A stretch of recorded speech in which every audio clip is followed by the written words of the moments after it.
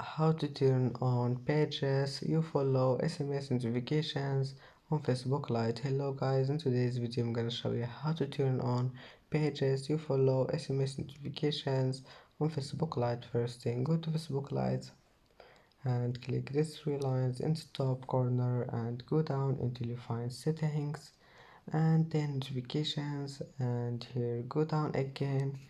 Here you will find this one, pages you follow. Click on it and turn SMS on, and now just go back, it will be saved.